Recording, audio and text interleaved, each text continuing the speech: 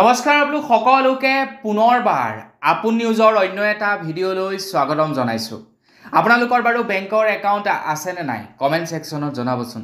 যদি আপোনালোকৰ বেংকৰ একাউণ্ট আছে তেন্তে আপোনালোকৰ কাৰণে ৰিজাৰ্ভ বেংকৰ গভৰ্ণৰ সঞ্জয় মালহোত্ৰাই ঘোষণা কৰিছে এটা ভাল খবৰ।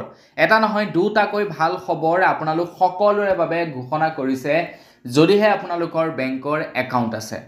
তো বেংকৰ একাউণ্ট থকা সকলৰ কাৰণে ৰিজাৰ্ভ বেংকৰ গভৰ্ণৰ সঞ্জয় মালহোত্ৰাইনো কি ভাল খবৰ ঘোষণা কৰিছে সেই সম্পৰ্কে মই আজি আপোনালোকক এই ভিডিঅ'টোত জনাম। আপোনালোকেও যদি সেই ভাল খবৰটোৰ বিষয়ে জানিব বিচাৰে ভিডিঅ'টো প্ৰথমৰ পৰা শেষলৈকে চাই থাকিব। আৰু ভিডিঅ'টোৰ ফালে আগবঢ়াৰ আগতে সৰুকৈ এটা ৰিকুৱেষ্ট লাইক এটা কৰি থৈ যাব আৰু কমেন্ট সেকশনত জনাব যে আপোনালোকৰ কোন বেংকত একাউণ্ট আছে। তো মই শ্ৰীপাঞ্জিত গগৈ আপোনালোকে চাই আছে আপোন নিউজ। আহক আৰম্ভ কৰোঁ আজিৰ ভিডিঅ'। আগবাঢ়িছোঁ আজিৰ খবৰটোৰ ফালে। আগবাঢ়িছোঁ প্ৰথমটো ভাল খবৰৰ ফালে।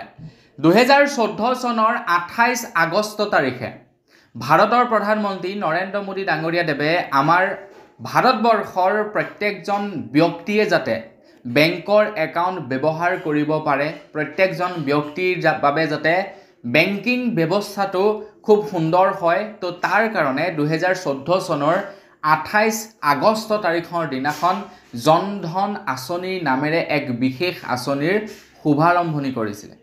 আৰু যিখন আঁচনিৰ জৰিয়তে আমাৰ ভাৰতবৰ্ষৰ প্ৰত্যেকজন ব্যক্তিকে শূন্য বেলেঞ্চ একাউণ্ট খোলাই দিয়া হৈছিলে।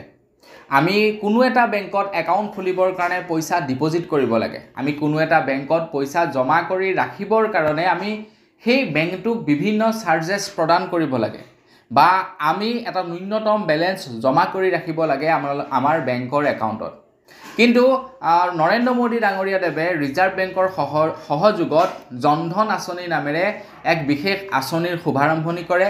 আৰু সেই আঁচনিখনৰ সুবিধা আছিলে কি, আপোনালোকে কোনো ধৰণৰ পইচা পাতি জমা কৰাৰ প্ৰয়োজন নাই, আপোনালোকে পইচা পাতি জমা কৰি ৰাখিবই যে লাগিব তেনেকুৱা ধৰণৰ কোনো বাধ্যবাধকতা নাই। আপোনালোকে ন্যূনতম ডকুমেণ্ট জমা কৰি জনধন আঁচনিৰ একাউণ্ট খুলিব পাৰে। আৰু সেই আঁচনিখনত কেইবাটাও ইঞ্চুৰেঞ্চৰ লগতে বহু ফেচিলিটি দি দিছিলে আপোনালোকক জনধন আঁচনিৰ একাউণ্টত। তো আমাৰ ভাৰতবৰ্ষৰ এতিয়া মেক্সিমাম মানুহৰ ওচৰতেই জনধন আঁচনিৰ একাউণ্ট আছে। হয়তো আপোনালোকৰ ঘৰতো 2-3খন জনধন আঁচনিৰ একাউণ্ট ওলাব যদি আপোনালোকে ঘৰতে খুচৰে। এই যে CSP বিলাকত খোলা যায় একাউণ্টবিলাক, তো প্ৰায়বিলাক CSPৰ একাউণ্টেই থাকে জনধন আঁচনিৰ একাউণ্ট। এতিয়া জনধন আঁচনিৰ প্ৰায় 10 বছৰ সম্পূৰ্ণ হৈছে। জনধন আঁচনিৰ 10 বছৰ সম্পূৰ্ণ হৈছে, যাৰ বাবে নেকি এতিয়া ৰিজাৰ্ভ বেংকৰ ফালৰ পৰা কৈছে যে যিসকলৰ নেকি জনধন আঁচনিৰ একাউণ্ট আছিলে, যিসকল মৰি গ'ল বা যিসকল অলৰেডি জীৱিত হৈ আছে, তেওঁলোকৰ এতিয়া KYC পুনৰ ৰিভেৰিফাই কৰা হ'ব বুলি জনাইছে। KYC পুনৰ ৰিভেৰিফাই কৰা হ'ব যাতে আপোনালোকে সহজতে জনধন আঁচনিৰ পৰা পইচা উলিয়াব পাৰে, পইচা ডিপজিট কৰিব পাৰে, জনধন আঁচনিক যাতে আপোনালোকে সহজতে ব্যৱহাৰ কৰিব পাৰে, তাৰ কাৰণে পুনৰ ভেৰিফিকেশ্যন হ'ব, পুনৰ KYC লোৱা হ'ব বুলি জনাইছে। এতিয়া আপোনালোকে হয়তো ক'ব পাৰে এইটো আকৌ কেনেকুৱা ধৰণৰ ভাল খবৰ হৈ গ'ল, KYC জমা কৰিব লাগিব, আমি যাব লাগিব বেংকত, আমাৰ অসুবিধাহে হ'ব।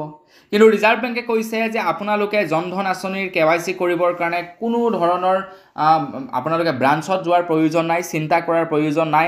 1 জুলাই তাৰিখৰ পৰা 30 ছেপ্টেম্বৰলৈকে পঞ্চায়ত পৰ্যায়ত শিবিৰ অনুষ্ঠিত কৰা হ'ব আৰু সেই শিবিৰসমূহতেই আপোনালোকৰ জনধন আঁচনিৰ একাউণ্টৰ বাবে KYC জমা ল'ব বুলি জনাইছে ৰিজাৰ্ভ বেংকৰ ফালৰ পৰা। 30 আগষ্টলৈকে আপোনালোকে KYC জমা কৰিব, 30 ছেপ্টেম্বৰলৈকে আপোনালোকে কাগজ জমা কৰিব পাৰিব জনধন আঁচনি। বেংকত যোৱাৰ দৰকাৰ নাই, আপোনালোকে শিবিৰসমূহত যাব, আপোনালোকৰ KYC জমা কৰিব, আকৌ আপোনালোকে বেংকৰ একাউণ্টটো ভালদৰে ব্যৱহাৰ কৰিব পাৰিব। এইটো হৈছে প্ৰথমটো ভাল খবৰ। আপোনালোকৰ জনধন আঁচনিৰ একাউণ্ট আছে নে নাই সেইটো কমেণ্ট ছেকশ্যনত জনাব। আগবাঢ়িছোঁ দ্বিতীয়টো আৰু একেবাৰে শেষৰটো ভাল খবৰৰ ফালে। ৰিজাৰ্ভ বেংকে কৈছে যে বৰ্তমান সময়ত আমাৰ ভাৰতবৰ্ষত এনেকুৱা কিছুমান একাউণ্ট আছে যিবিলাক একাউণ্টৰ কোনো মালিক নাই। এতিয়া সেই একাউণ্টৰ মালিকবিলাক জীৱিত আছেনে নাই, সেই একাউণ্টৰ মালিকবিলাক ক'ত আছে, এই সম্পৰ্কে বেংকসমূহে গম নাপায়।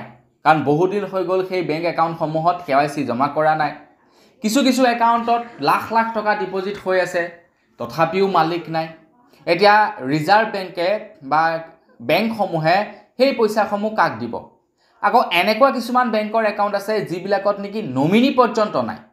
এতিয়া আপোনাৰ দেউতাই যেনিবা এটা বেংকৰ একাউণ্ট খুলি থৈছিলে ষ্টেট বেংকত, আপোনাৰ দেউতা যেনিবা ডেথ হ'ল, আপুনি সেই একাউণ্টৰ পইচাটো আপোনালোকে দাবী কৰা নাই যে ইয়াতে এটা একাউণ্ট আছিলে আমাৰ দেউতাৰ, ইয়াতে যিমানখিনি পইচা আছিলে মই নমিনি আছোঁ, মোক পইচাখিনি দিয়ক, আপোনালোকে যেনিবা দাবী কৰা নাই।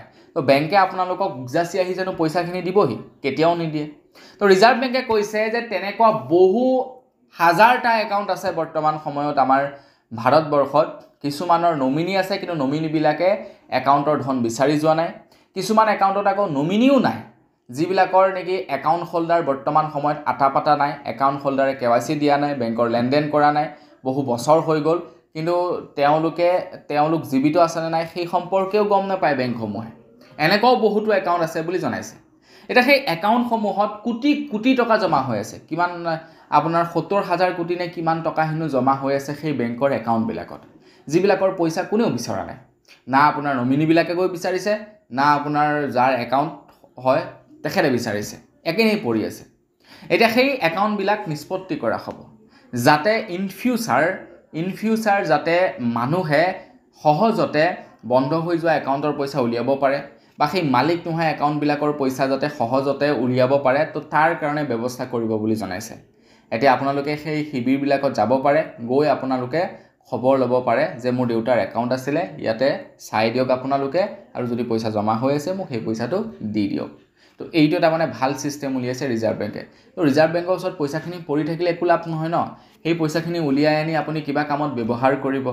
তো ব্যৱহাৰ কৰাৰ লগে লগে সেই পইচাটো আপোনালোকে য'ত ব্যৱহাৰ কৰিব তেখেতে পাব, তেখেতে পোৱাৰ লগে লগে সেই পইচাটো আন এটা কামত দিব, পইচা চাৰ্কুলেশ্যন হৈ থাকিব। ফলত কি হ'ব? লাভ হ'ব, হয়নে নহয়? চৰকাৰৰ লাভ হ'ব, বিজনেছমেনৰ লাভ হ'ব। এতিয়া পইচা কোৱা যদি বেংকত জমা হৈ থাকে কাৰ ঘটিত হ'ব? কাৰো লাভ নহয়। তো সেইবাবে এই আঁচনিখনৰ মুকলি কৰিছে। তো আপোনালোকৰো যদি তেনেকুৱা পইচা পাতি আছে, আপোনালোকে কি কৰিব? পইচা পাতিখিনি ক্লেইম কৰকে বেংকত গৈ। তো আপোনালোকৰ দেউতা মাৰ কাৰোবাৰ আছিলে নেকি মনত কৰক, কাগজ পাতি ওলাই নেকি, আৰু গৈ ক্লেইম কৰকে। তো বন্ধু বান্ধৱীসকল, বছ আজিৰ ভিডিঅ'ত জনাবলগীয়া খবৰ ইমানকেইটাই আছিলে। খবৰকেইটা জানি কেনে পালে কমেণ্ট ছেকশ্যনত জনাব। যদি ভাল লাগিলে লাইক এটা কৰিব, চেনেল ছাবস্ক্ৰাইব কৰা নাই ছাবস্ক্ৰাইবটো কৰি ল'ব। পুনৰ লগ পোৱাৰ হ'লে বিদায় মাগিছোঁ। ধন্যবাদ। জয় অসম।